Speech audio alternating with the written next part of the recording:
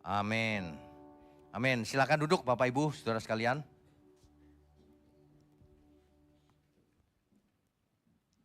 Selamat pagi, Shalom.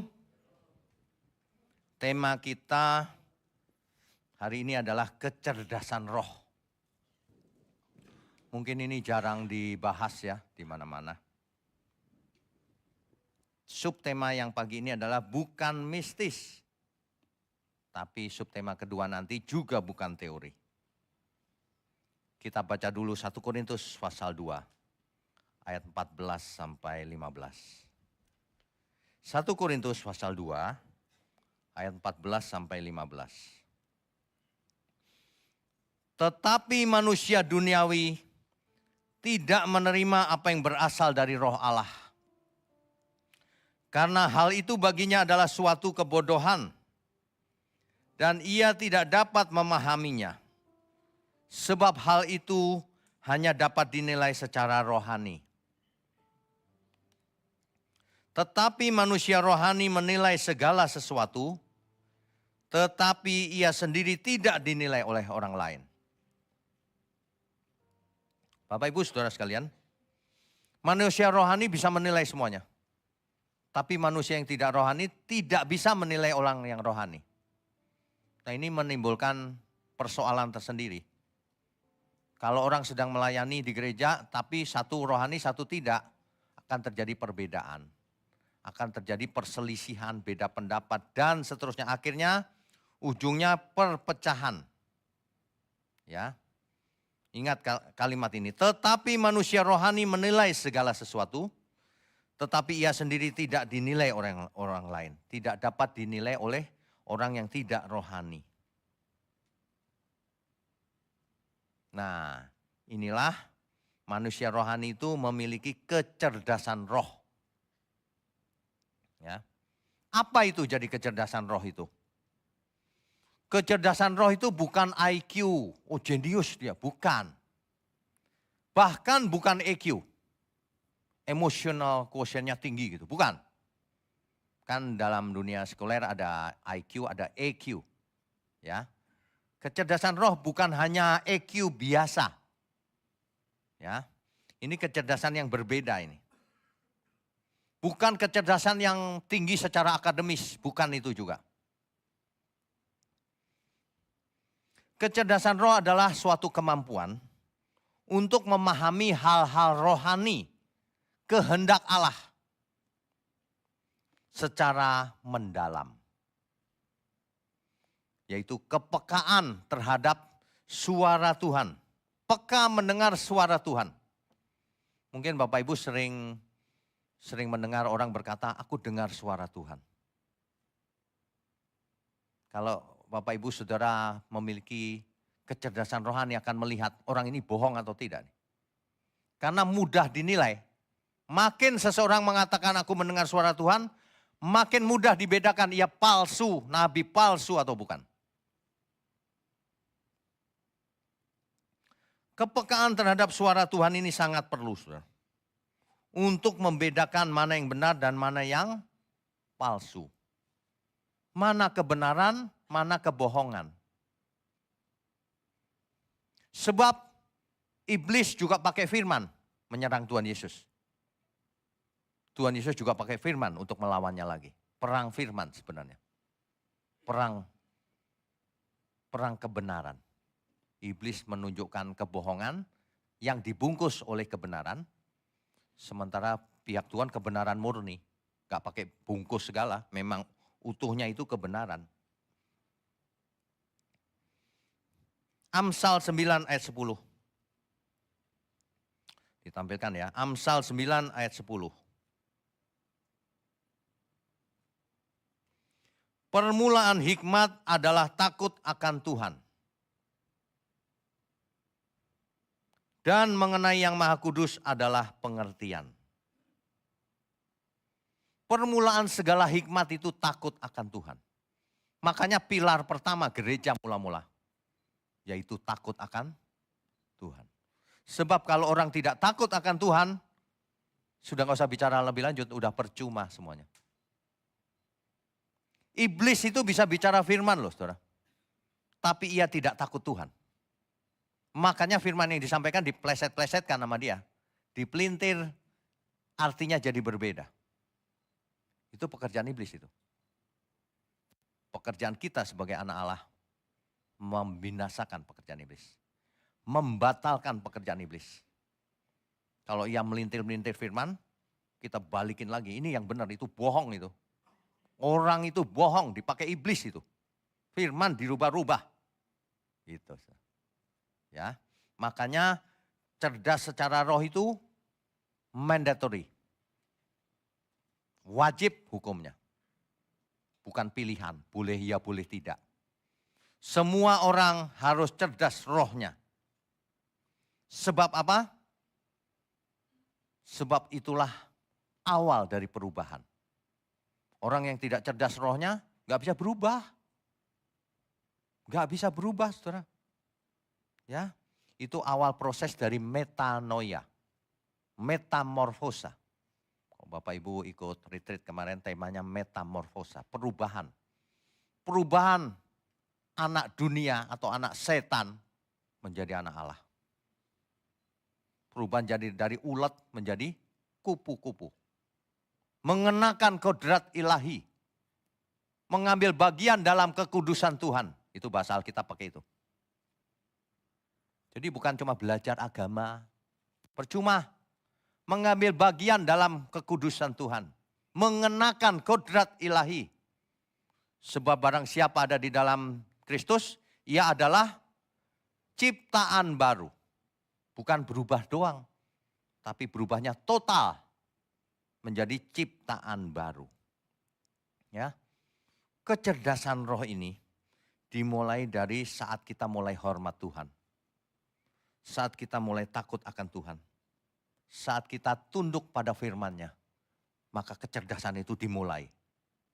Seperti lampu ada dimmer. Dimmer tahu ya dimmer? Dimmer itu putaran itu. Kalau diginiin redup, kalau diginiin makin terang, makin terang, makin terang. Nah itu. Jadi ketika seseorang takut akan Tuhan, tek, mulai itu. Tapi belum terang banget, tek. Nah mulai nyala dia, pelan. Itu bagus, awal segala hikmat. Baru nanti terang. Ya, itu makanya orang harus takut akan Tuhan. Orang yang tidak takut akan Tuhan, mau gelarnya doktor teologi percuma. Apalagi gelarnya cuma S1, apalagi tidak sekolah. Gak takut Tuhan, percuma. Gelar makin tinggi, tidak takut Tuhan, makin bahaya dia. Makin liar. Jangan dapat gelar sebentar aja langsung sombong. Nothing itu. Kan sering dibuat bercandaannya STH. Singkatan? Lupa ya. Sok tahu. Ketawa. Ini cuma bercandaan saudara. Jangan marah ya yang STH. Yang MTH lebih-lebih lagi. Depannya M soalnya. Makin sok tahu. Oh gitu ya. Kalau di TH apa saudara? Kalau benerannya kan dokter teologi, kalau ini buat meme-memean aja. Di TH itu dia pikir dia tahu.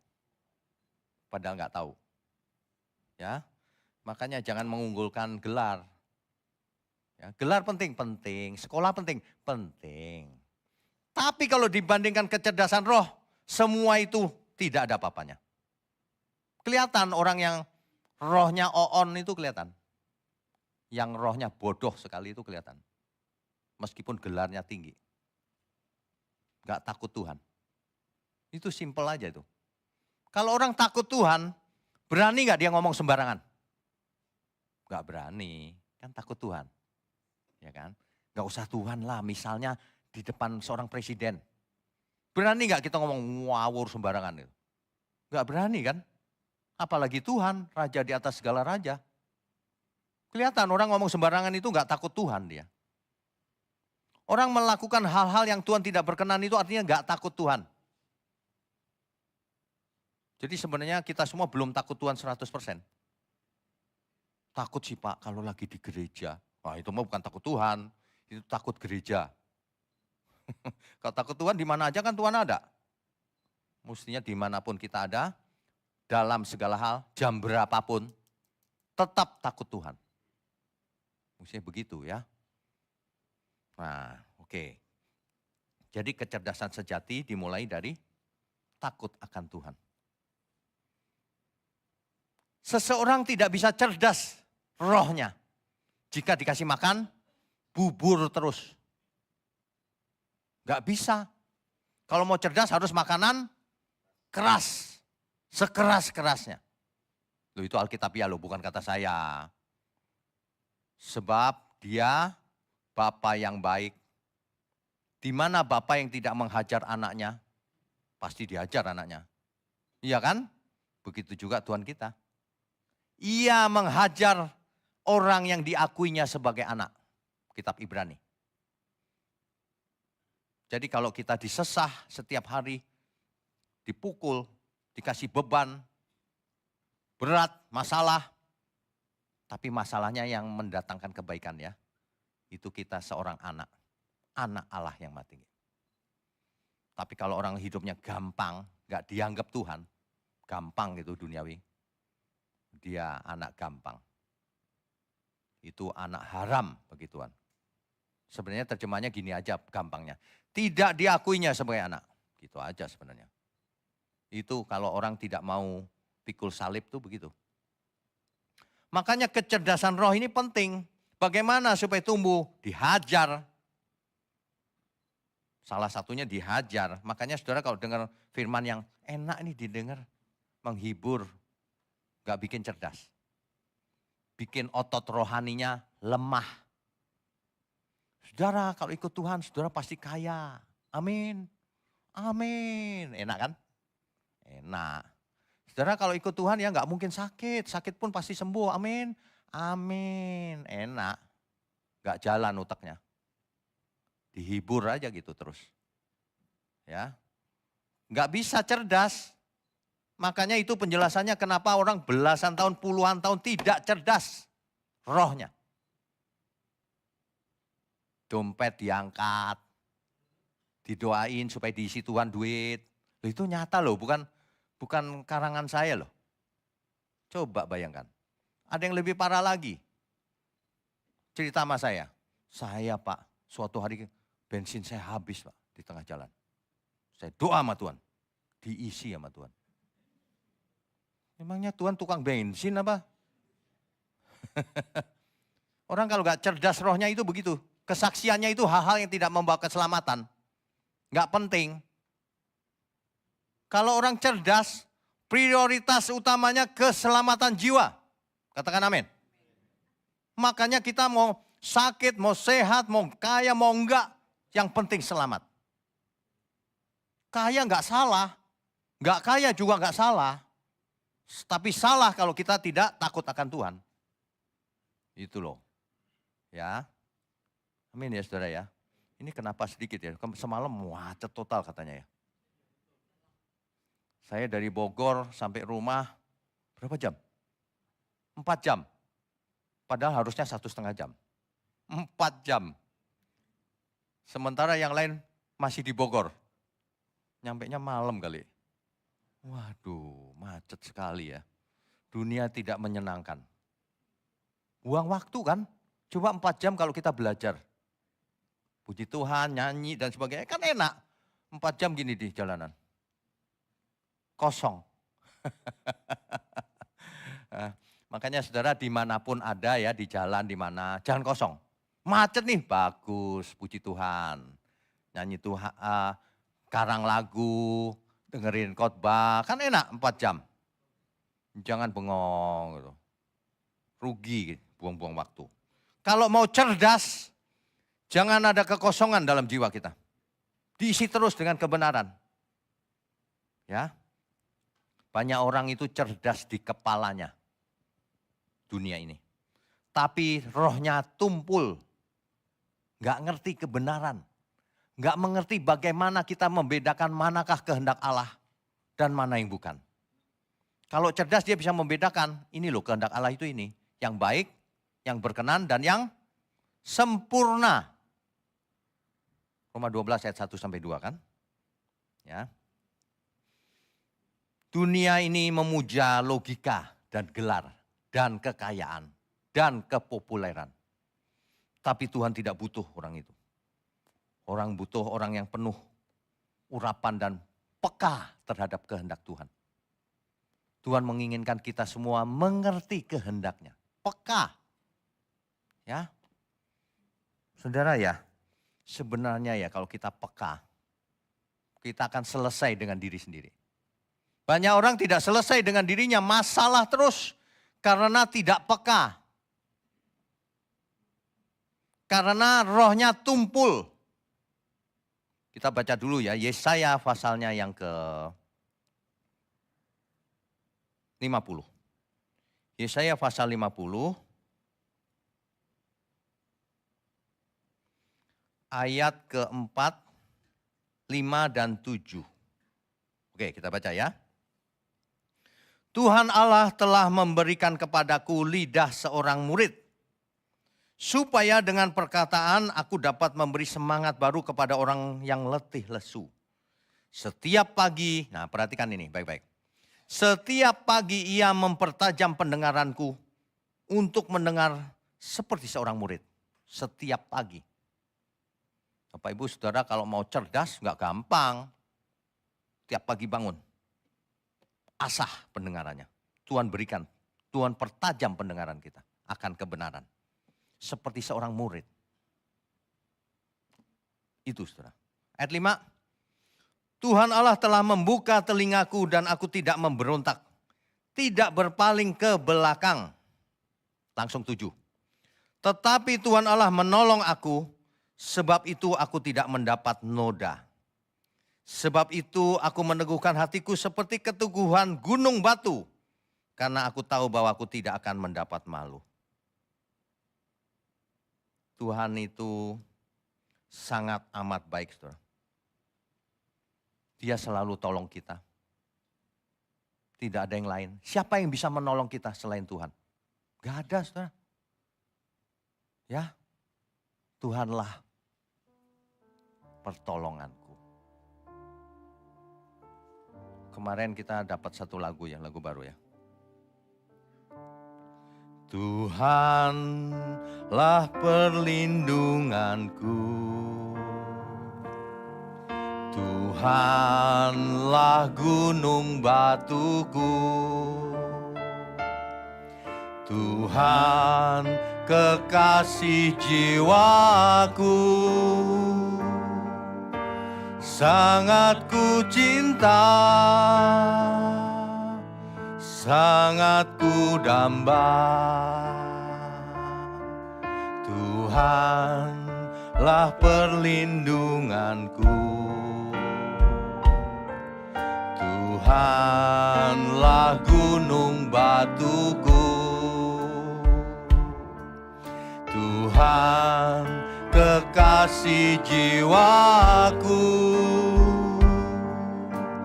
Sangat ku cinta, sangat ku damba. Hidupku tertuju padamu, oh Tuhan, karena anugerah-Mu ada keselamatan. Hidupku tertuju padamu, oh Tuhan, karena anugerah-Mu ada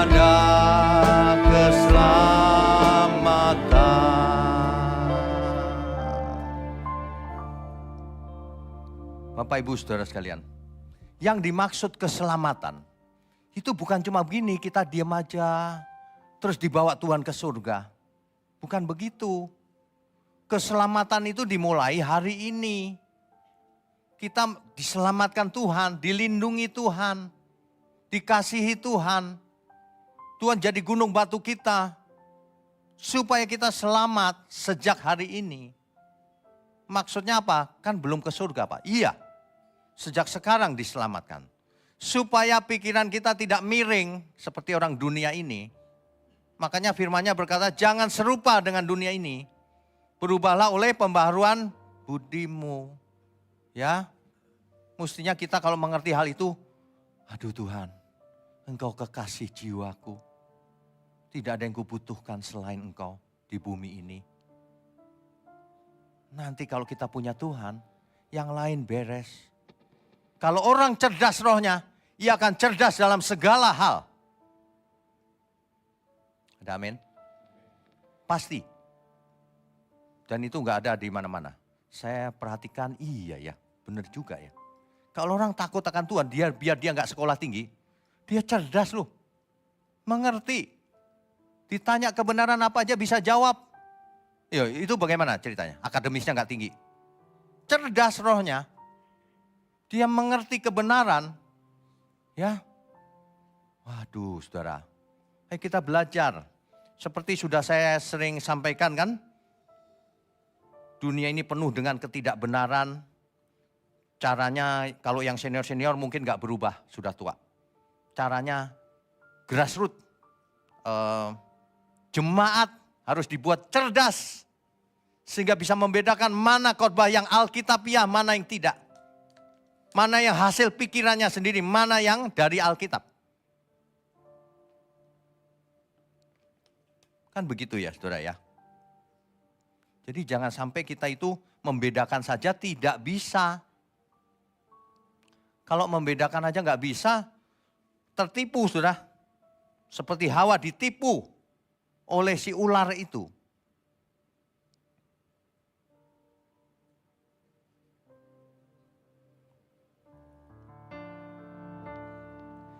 Jiwaku haus akanmu, dunia nampak tak berarti, Engkau kekasih jiwaku, sangat ku cinta, sangat ku damba. Hidupku tertuju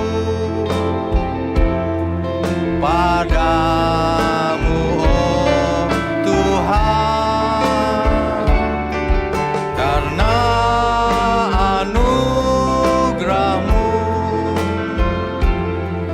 ada keselamatan.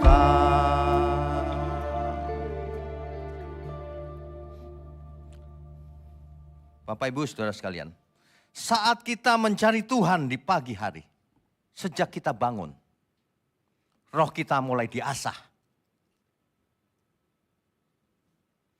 Bukan untuk supaya cerdas lalu pamer sama orang lain, bukan. Supaya kita mengerti kehendaknya. Sehingga dalam segala sesuatu yang kita lakukan ini, tepat seperti yang Tuhan inginkan. Banyak orang gak mengerti. Kalau orang agamawi, pertanyaannya kelihatan, ini halal atau haram ya? Boleh atau enggak ya? Rohnya tidak cerdas.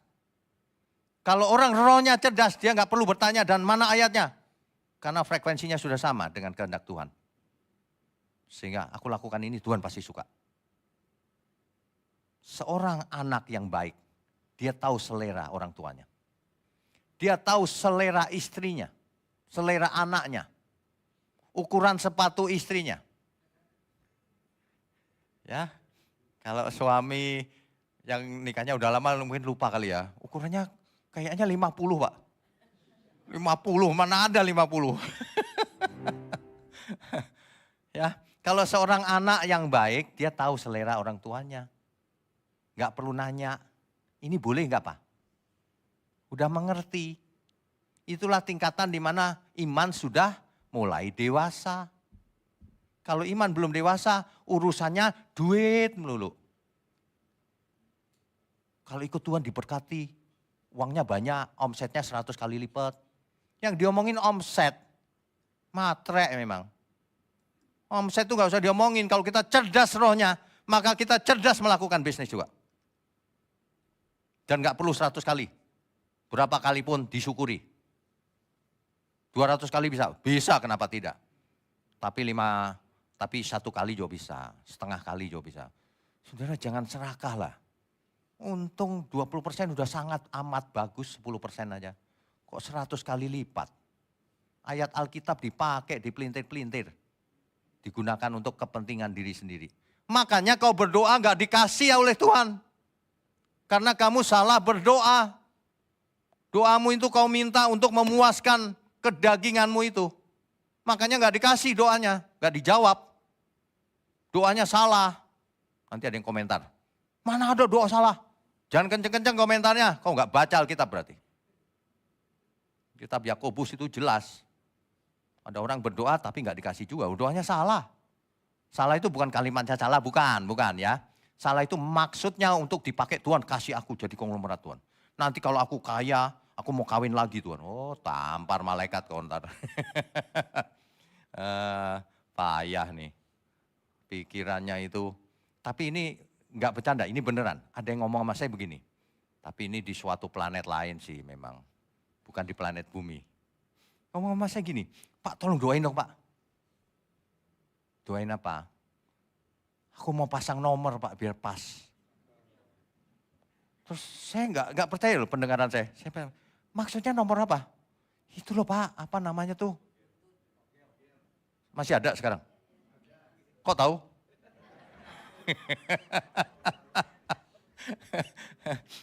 Pasang itu katanya supaya pas dapat. Saya bingung, saya salah dengar, kuping saya rusak atau apa. Aduh gak boleh gitu, saya bilang rupanya baru bertobat ya. Kalau baru bertobat ya baru 1 detik bertobat ya udahlah ya.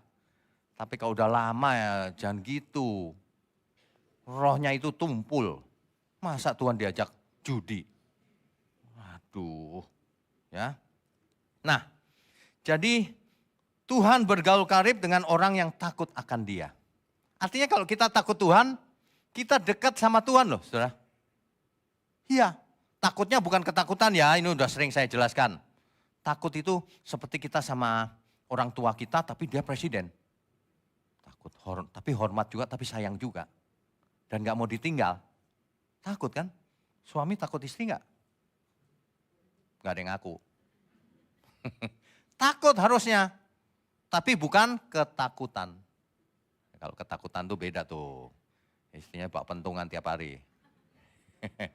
Takut itu, aduh istriku, aku takut kalau kamu meninggalkan aku. Weh, ketawa-ketawa para istri. Tapi memang begitu. Ya, harusnya kita takut dengan Tuhan itu takut hormat, takut kehilangan. Takut kalau apa yang kulakukan ini mengecewakan Tuhan. Itu takut yang benar itu. Ya, begitu saudara ya. Jadi orang yang dekat dengan Tuhan makanya tidak gampang salah langkah. Karena ada hikmat di situ. Karena rohnya cerdas. Makanya kita minta Tuhan, tajamkan rohku Tuhan. Supaya aku hidup tidak hanya pakai logikaku saja.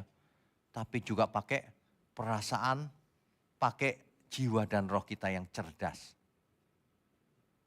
Cerdas ingat ya, cerdas itu maksudnya mengerti kehendak Tuhan. Bisa membedakan ini kehendak Tuhan atau bukan. Nah itu cerdas tuh. Oh yang ini bukan kehendak Tuhan pasti, yang ini Tuhan maunya. Nah itu cerdas. Rohnya cerdas. Namanya saja kecerdasan roh. Artinya kecerdasan yang ada hubungan dengan hal-hal rohani. Yaitu kehendak Tuhan. Jangan salah ya, bukan hal-hal agamawi, bukan. Pak saya nggak hafal Pak, doa. Ya nggak perlu dihafal memang. Nah itu dia ya. Jadi saudara, kecerdasan sejati dimulai saat kita hormat Tuhan. Saat kita takut Tuhan dan saat kita tunduk pada Tuhan. Tunduk mutlak. Hari-hari ini banyak orang ketaatan itu hal yang jarang dilakukan. Orang nggak taat kebanyakan sama Tuhan. Dan itu kelihatan. Kalau orang nggak taat Tuhan, dia tidak taat di bumi juga sama pemimpinnya. Kelihatan itu. Sebab kalau pemimpin dipilih Tuhan, semua orang harus taat. Kalau pemimpin nggak dipakai Tuhan, bukan dari Tuhan, jangan taat sama sekali.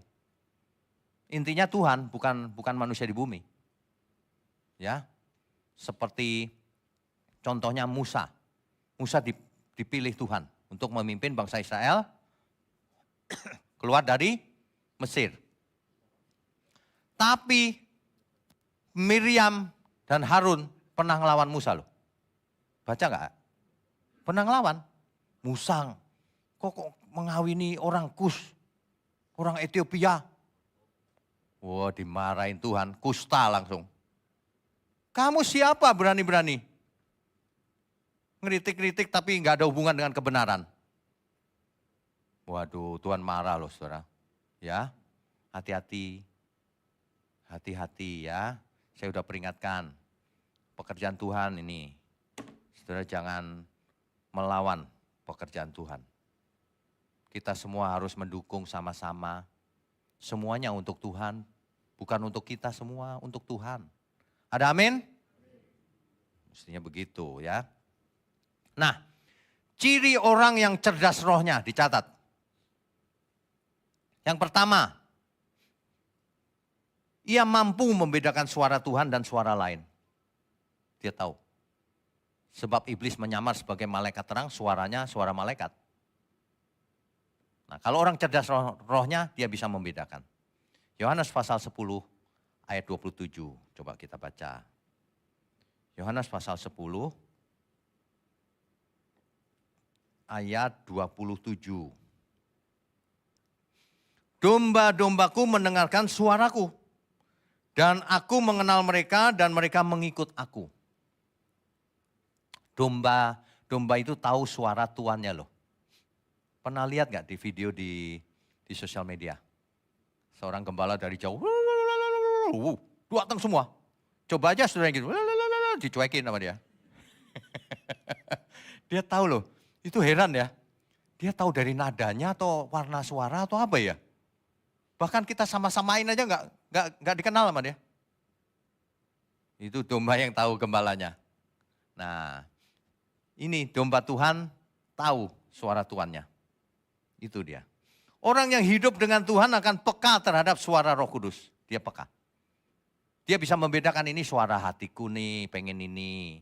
Nah, yang ini suara Roh Kudus nih. Dia bisa bedakan, saudara. Ini tidak untuk pemula sih sebenarnya. Kalau orang baru bertobat bingung kali ya, apa sih? Tapi kalau sudah lama jadi Kristen harus sudah mulai mengerti pelan-pelan. Makin lama makin dalam. Ya. Ayat 28. Dan aku memberikan hidup yang kekal kepada mereka dan mereka pasti tidak akan binasa sampai selama-lamanya. Dari seorang pun tidak akan merebut mereka dari tanganku. Ya. Ayat 30 kita belajar sebentar. Ayat 30-nya gini. Tuhan Yesus berkata, aku dan Bapa satu. Di luar sana dengerin baik-baik. Ada orang yang membaca ayat ini lalu mengambil kesimpulan, makanya Yesus itu adalah Bapa. Karena Yesus berkata, aku dan Bapa adalah satu. Modalnya cuma 1-2 ayat. Lalu kesimpulan maunya sendiri. Ayat-ayat lain diabaikan sama dia. Waduh, pada kesempatan ini saya mau jelaskan dan buktikan. Kau salah. Saudaraku, kau salah. Belajarlah lagi ya. Yesus itu bukan Bapa. Yesus itu anak tunggal Bapa. Bapa ya Bapa di surga, pribadi yang berbeda.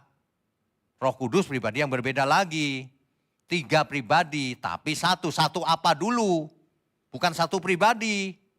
Ya, dengar baik-baik. Ini buktinya. Baca ayat 36.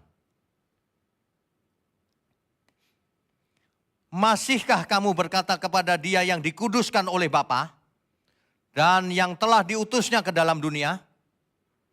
Engkau menghujat Allah, kata orang-orang Yahudi. Karena aku telah berkata, aku anak Allah. Yesus berkata, aku anak Allah. Makanya orang-orang Yahudi mau menghukum mati dia. Bukan mengaku, aku adalah Bapa. Bukan. Aku dan Bapa satu. Sebab anak dan bapa itu satu keluarga besar. Ya, gitu.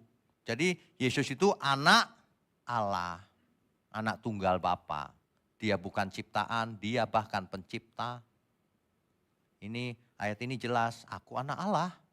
Makanya orang Yahudi ngamuk hari itu. Di mana-mana tulisannya Yesus itu anak Allah. Ya, anak Allah yang turun ke bumi. Tapi di barat sana juga banyak yang salah loh. God incarnate katanya. Allah yang inkarnasi katanya. Anak Allah diganti-ganti. Yohanes 3 ayat 16. Karena begitu besar kasih Allah akan dunia ini. Ia mengaruniakan anaknya yang tunggal supaya barang siapa yang percaya kepadanya tidak binasa melainkan beroleh hidup yang kekal. Jelas loh sebenarnya. Gak tahu kenapa melintir-melintir ya. Makanya roh yang cerdas itu gampang kok sebenarnya asal takut akan Tuhan. Gitu loh. Orang sekolah makin tinggi makin ngawur. Yesus itu ya Bapak katanya. Waduh ngawur kok. Kalimatnya gak perlu sekolah tinggi tinggal dibaca doang ngerti orang. Anak Allah ya. Ingat orang yang hidup dekat dengan Tuhan akan peka terhadap suara Roh Kudus. Kalau ada orang ngomong, kayaknya gak gitu nih. Itu ada sensitivitas. Peka. Itu yang pertama. Yang kedua. Orang yang cerdas rohnya pasti bisa menilai segala sesuatunya dengan hikmat. Bukan hikmat dunia, hikmat kebenaran Tuhan. Pasti bisa membedakan. Pasti bisa menilai. Tadi sudah saya bacakan kan 1 Korintus 2 ayat 14 sampai 15. Manusia rohani menilai segala sesuatu. Tapi manusia yang tidak rohani tidak bisa menilai orang rohani. Artinya manusia rohani itu cerdas rohnya, ia tahu mana jalan Tuhan, mana jalan yang kelihatannya baik, lurus, tapi ujungnya maut. Dia bisa bedakan. Itu saudara. Ya. Sehingga ia tidak mudah ditipu oleh dunia ini, oleh iblis. Ya. Itu tidak mudah. Nanti dibaca di rumah Ibrani pasal 12 ayat 5 sampai 13. Supaya cerdas rohnya. Sekarang saya mau bacakan sebagian ayat. Ibrani pasal 5 ayat 14. Tetapi makanan keras adalah untuk orang-orang dewasa yang karena pembiasaan mempunyai panca indera yang terlatih untuk membedakan mana yang baik dan mana yang jahat. Orang yang rohnya tajam tidak gampang percaya. Orang yang rohnya tumpul dibisikin nama setan sedikit, amin dia. Kita harus sensitif, saudara. Ya, siapapun yang bicara, meskipun di gereja ini, harus diperiksa, termasuk saya. Periksa saudara, ayatnya bicara begitu apa enggak.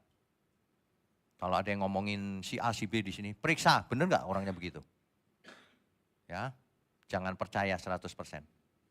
Harus diperiksa segala sesuatunya. Nah, kalau mau cerdas rohnya, sebab roh yang tumpul gampang ditipu, makin lama makin tumpul. Sedangkan yang cerdas makin lama makin cerdas karena diasah terus. Itu ya. Jadi ilustrasinya itu seperti kita punya GPS. Kalau cerdas itu GPS-nya benar. Kalau nggak cerdas itu GPS yang mengarahkan ke tempat yang salah. Ya, gitu ya. Jadi satu yang penting bergaul, takut akan Tuhan. Kalau takut akan Tuhan pasti bergaul karib dengan Tuhan. Dan pasti memiliki kepekaan. Firman Tuhan membuat roh kita cerdas. Saudara. Firman Tuhan. Makanya saudara kalau mendengar di GMM ini sudah 6 bulan lebih. Saudara pasti berasa. Berasa. Pekanya nambah. Yang mungkin nambah sedikit ya, belum full. Tapi mulai nambah. Sehingga kalau orang lain bicara, kayaknya ada sesuatu yang beda nih. Ada unsur lain. Ada ingredient lain. Ada konten lain di dalam kalimatnya ini yang gak benar. Bisa makin peka. Memang itu kehendak Tuhan begitu, kita peka. Makanya Rasul Paulus menulis, aku takut kalau pikiranmu disesatkan. Sama seperti Hawa disesatkan oleh ular itu. Paulus takut kalau kamu tuh gak cerdas. Sehingga ditipu oleh si ular itu. Sama seperti Hawa ditipu. Gak cerdas rohnya. Kalau orang rohnya cerdas, ngapain juga ngobrol sama ular. Ngobrol kok sama ular. Gak usah. Makanya saudara kalau diajak ngobrol sama ular, jangan mau. Kalau dia ajak ngobrol sama orang yang ngomongnya negatif terus, jangan mau. Alkitab jelas kok, jangan bergaul dengan pencemooh. Nanti kau jadi pencemooh, bergaulah dalam komunitas yang benar. Nanti dengan berjalannya waktu rohnya makin cerdas. Karena terasah terus kan, makin tajam. Makin mengerti kehendak Tuhan. Manusia lamanya makin mati. Nanti lama-lama kita heran, dihina orang kok aku gak sakit hati ya. Nah itu mulai berubah tuh. Kalau orang amin-amin tapi gampang sakit hati itu belum berubah sama sekali. Masih memberhalakan dirinya sendiri.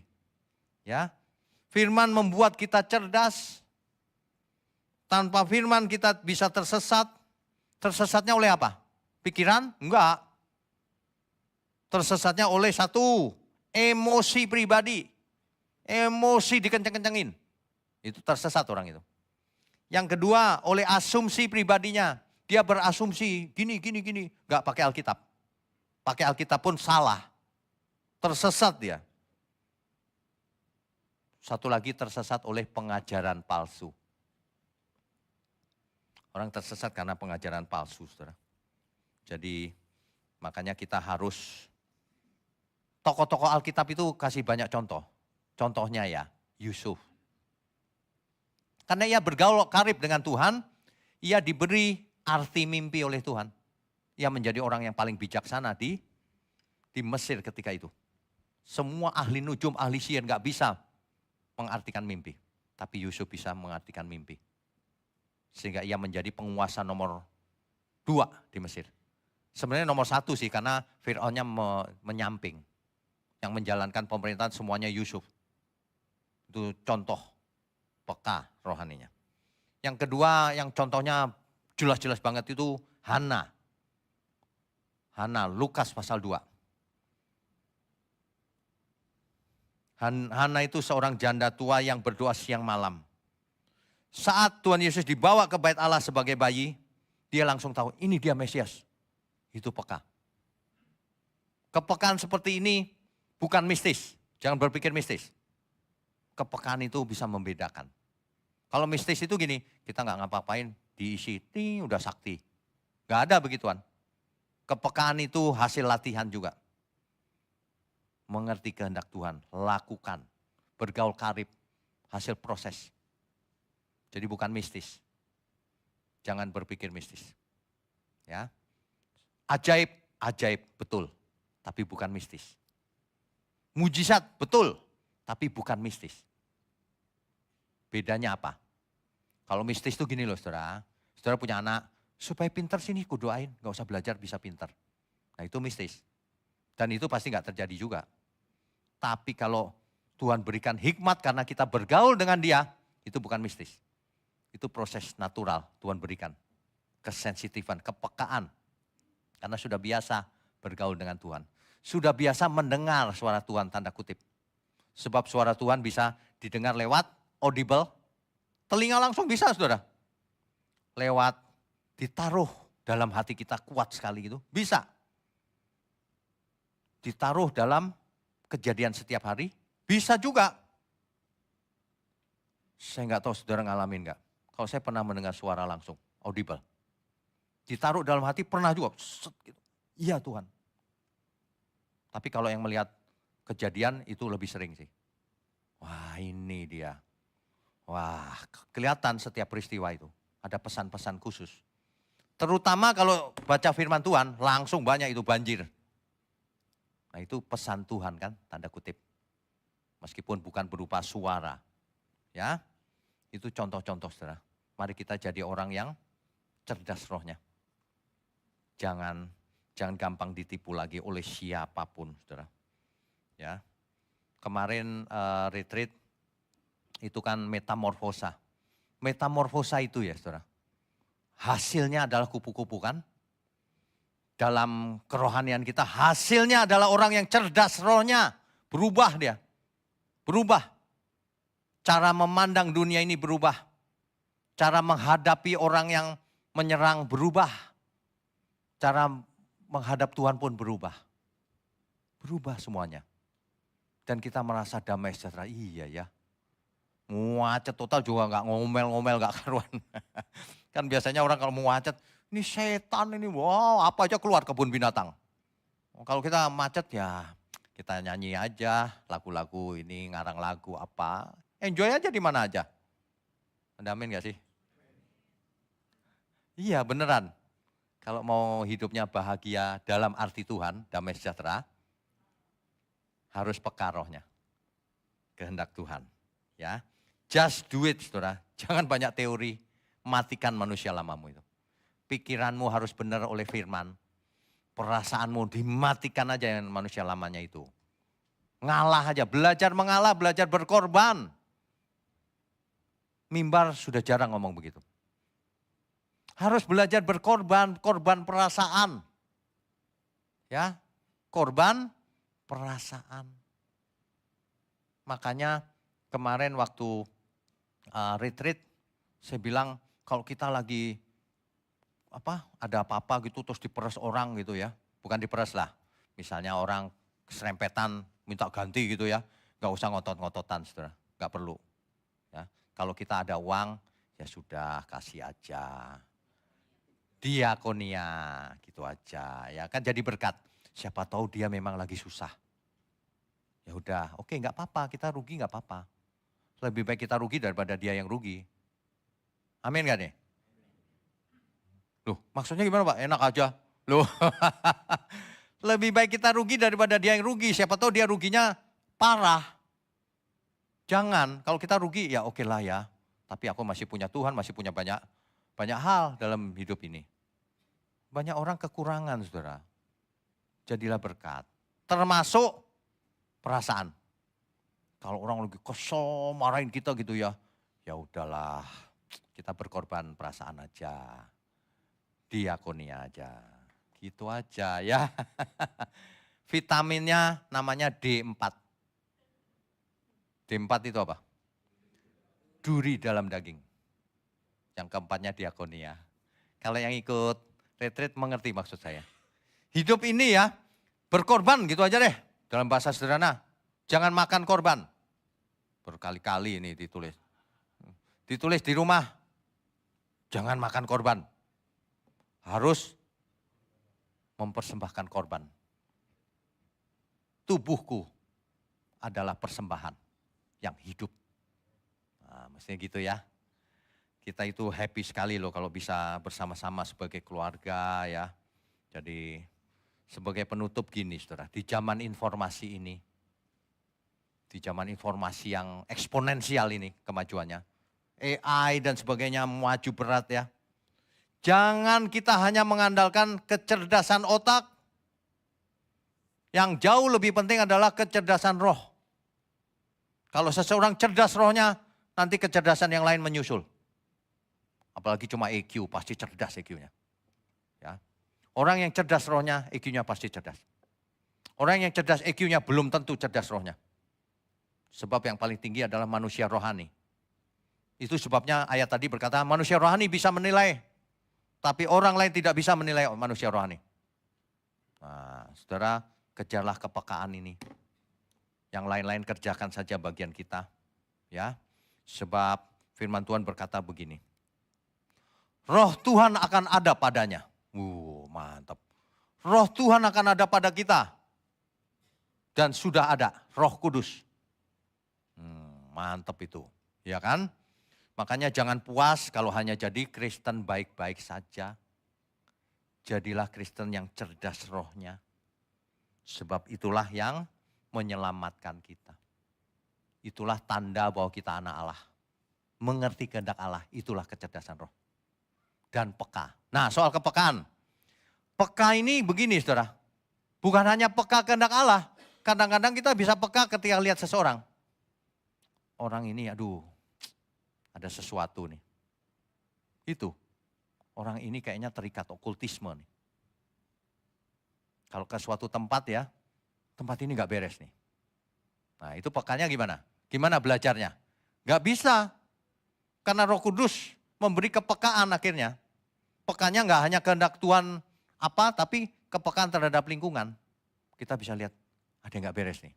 Apalagi kalau orang itu sudah bicara satu kalimat, langsung ketangkap tuh. Oh gak beres nih orang ini. Di kalimatnya itu kita tangkap tuh. Padahal kalau dibaca kalimatnya gak salah, tapi nadanya ada gitu, kena, ketangkap. Baunya ketangkap. Bau ketidakbenarannya itu ketangkap, saudara. Kepekaan. Tapi itu bukan mistis. Ya, itu bukan mistis.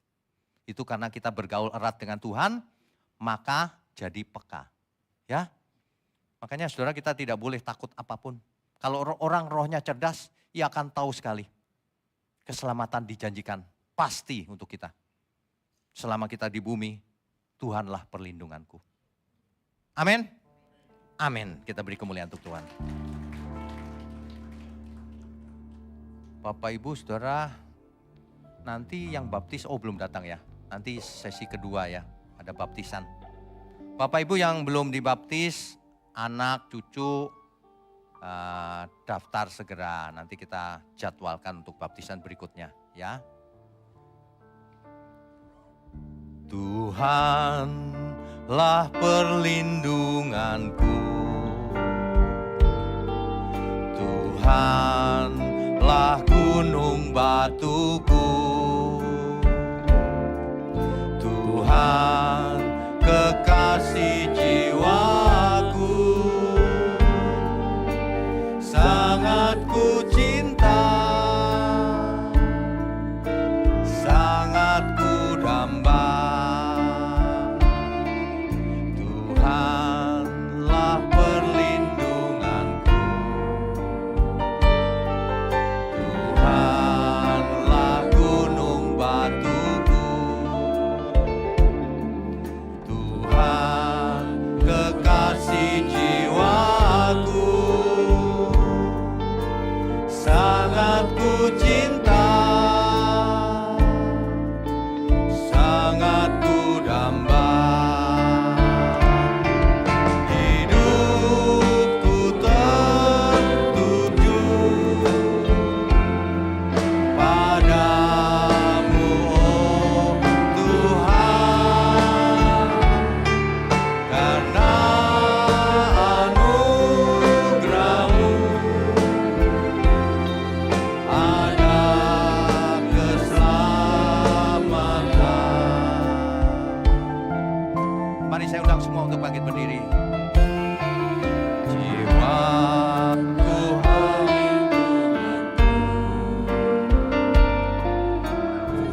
Tuhanlah gunung batuku,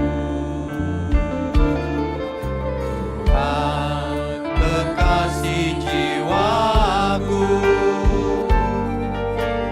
sangat ku cinta,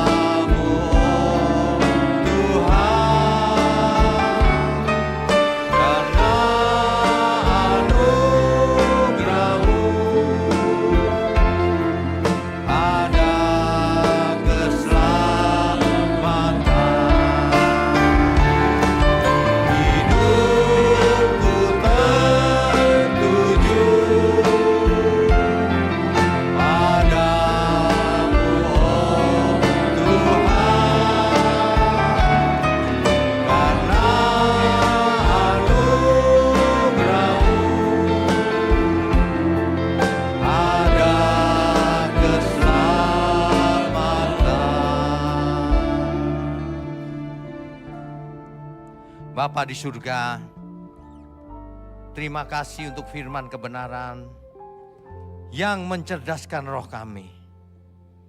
Terima kasih,